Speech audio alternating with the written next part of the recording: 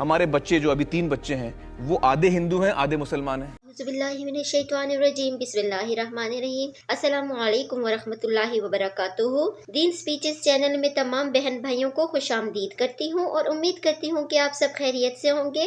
آج کی ویڈیو کا موضوع ہے کہ عامر خان کہتے ہیں کہ میری ایک بیوی مسلمان ہے اور ایک ہندو ہے، اور کچھ بچے جو ہیں وہ جو پہلی بیوی سے ہیں وہ مسلمان ہیں اور جو دوسری سے ہیں وہ ہندو ہیں۔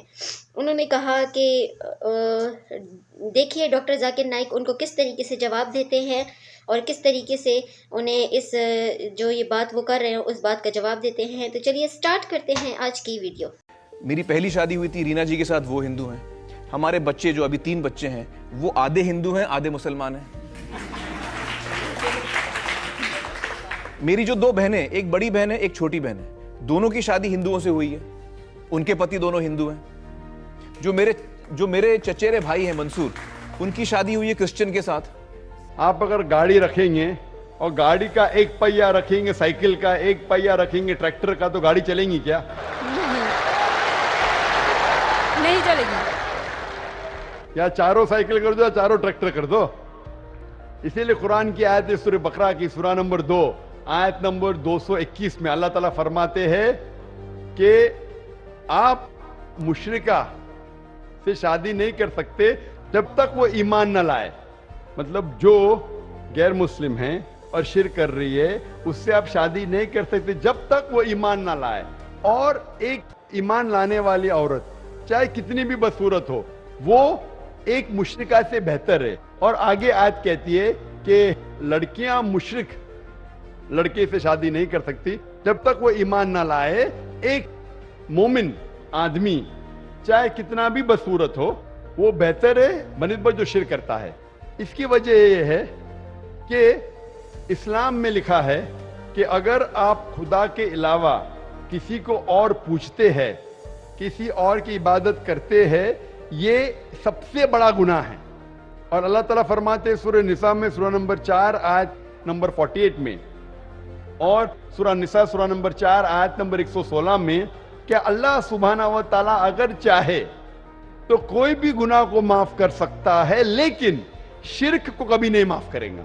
اگر ایک انسان مشرک جیسا مر گیا تو اللہ تعالیٰ کبھی بھی اسے معاف نہیں کر سکتا، کیونکہ مشرک وہ شخص ہے جو شرک کرتا ہے، اور یہ سب سے بڑا گناہ ہے، کیونکہ ہمارا خالق، ہمارا مالک، ہمارا ایشور، ہمارا خدا، ہمارا بھگوان، اگر ہم اس کو گالی دیں گے، یہ سب سے بڑا گناہ ہے۔ جس نے ہمیں زندگی دی، جس نے یہ ساری چیزیں ہمیں دی دنیا میں، اگر ہم اس کو گالی دیں گے، اس کے علاوہ کسی اور کی عبادت کریں گے، یہ شرک ہوا۔ تو اسی لیے اسلام میں اجازت نہیں ہے کہ ایک مسلم لڑکا یا لڑکی کوئی مشرک لڑکا یا لڑکی سے شادی کرے، یہ اجازت نہیں ہے۔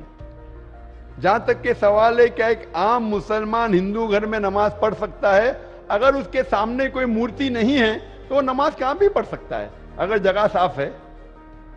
ہمارے رسول محمد صلی اللہ علیہ وسلم فرماتے کہ ساری دنیا، ساری دھرتی مومن کے لیے مسجد ہے، یعنی ساری دنیا آپ کہاں بھی نماز پڑھ سکتے، دیکھنا چاہیے کہ صاف ہے، آپ نماز پڑھ سکتے۔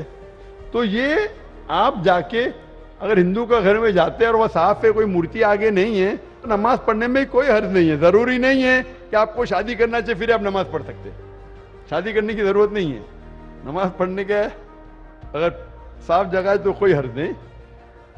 اسی لیے شادی کے لیے شرط ہے کہ دونوں کا ایمان ہو۔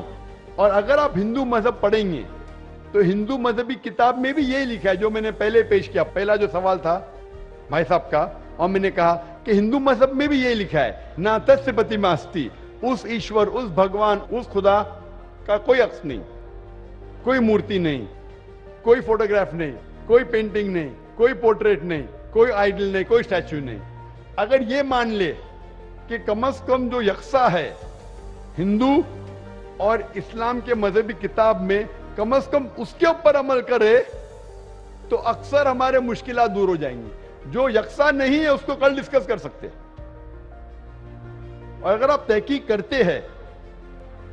کرتے ہندو مذہب کی کتاب پڑھتے اور اسلام مذہب کی کتاب پڑھتے، دونوں میں لکھا ہے خدا ایک ہے، دونوں میں لکھا ہے خدا کا کوئی عکس نہیں ہے, دونوں میں لکھا ہے کہ خدا کا کوئی بت نہیں ہے, دونوں میں لکھا ہے کہ خدا کے علاوہ کسی اور کی عبادت نہیں کرنا چاہیے, دونوں میں لکھا ہے کہ آخری پیغمبر محمد صلی اللہ علیہ وسلم میں, دونوں میں لکھا ہے کہ شراب نہیں پینا چاہیے. میں حوالے دے سکتا ہوں اور میں تقریر ایک دیا ہوں, similarities between Islam and Hinduism, اسلام اور ہندوازم میں یکسانیت دونوں کتاب میں.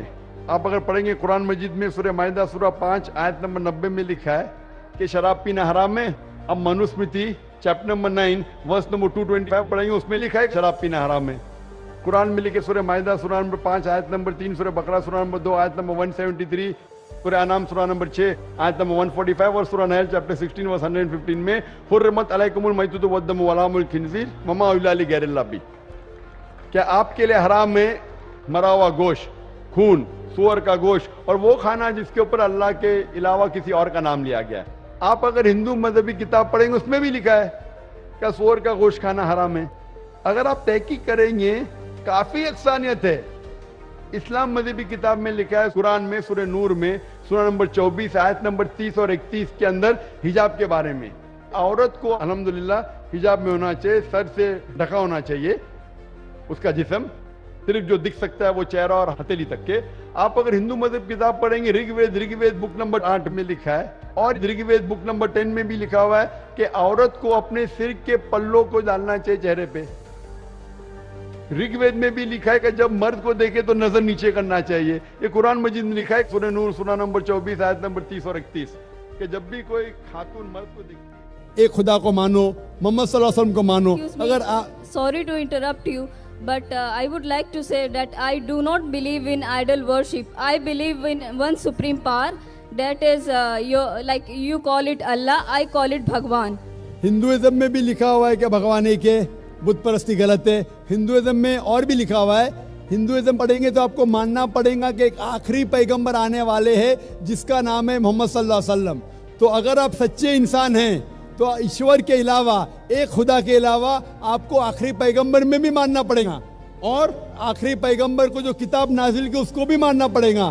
آپ اگر چاہے آپ کا نام مت بدلو, مجھے اعتراض نہیں ہے, لیکن آپ کو ایک خدا میں ماننا پڑے گا, آخری پیغمبر میں ماننا پڑے گا, آخری پیغمبر کی کتاب میں ماننے پڑے گا. یہی صحیح انسانیت ہے. انسانیت کے لیے آپ کو انسان کے بنانے والے بھگوان کو ماننا چاہیے. پہلے یہ تحقیق کرنا چاہیے کہ بھگوان کی کتاب کون سی ہے.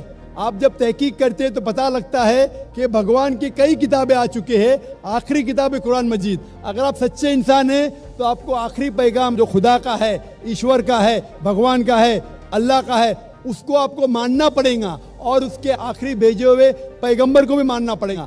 اگر آپ اس کو مانتے ہیں تو آپ سچے انسان ہیں, اور عربک میں آپ کو کہا جائے گا مسلم. آپ کو نام بدلنے کی ضرورت نہیں, پھر یہ آپ سچے انسان ہیں. اگر آپ صرف ایک خدا میں مانتے اور بت پرستی نہیں کرتے تو آپ آدھا کام کر رہے, پورا نہیں کر رہے.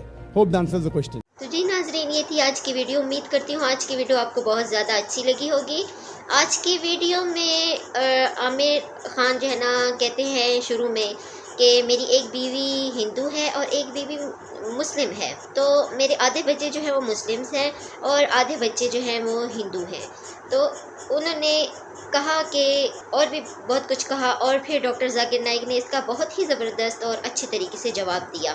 انہوں نے کہا کہ آدھی گاڑی کے ٹائر جو ہیں چینج ہوں اور آدھی گاڑی کے ٹائر چینج ہوں تو کیسے چل سکتا ہے. انہوں نے کہا کہ گاڑی کے ٹائر ایک جیسے ہوں تو تب جو ہے نا گاڑی صحیح چلے گی. آدھی گاڑی کے سائیکل کے ٹائر ہوں اور آدھی گاڑی کے گاڑی کے ہوں تو گاڑی کیسے چل سکتی ہے. ڈاکٹر ذاکر نائک نے کہا کہ انہوں نے قرآن پاک کے ذریعے سے بھی بہت کچھ انہیں بتایا, مطلب ان کے جواب میں کہا.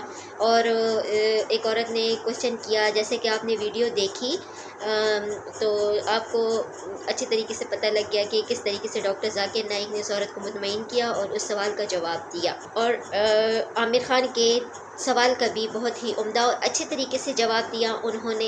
انہوں نے کہا کہ ان کو چاہیے کہ اپنی دوسری بیوی کو بھی اسلام کی طرف لائیں. ٹھیک ہے, ان کا یہ مطلب تھا کہنے کا کہ جو ہے نا مطلب بیلنس ہونا چاہیے ہر چیز کو. اگر خود مسلمان ہے تو بیوی کو بھی چاہیے کہ مسلمان ہو جائیں. ان کا کہنے کا یہ مطلب تھا. تو جی ناظرین, کیسی لگی آج کی ویڈیو آپ کو؟ امید کرتی ہوں کہ آج کی ویڈیو آپ کو بہت اچھی لگی ہوگی. اچھی لگی ہے تو اس کو زیادہ سے زیادہ شیئر کریں، سبسکرائب کریں۔ ملتے ہیں اگلی اچھی سی ویڈیو میں، تب تک کے لیے جزاک اللہ خیر۔ اوکے، اللہ حافظ۔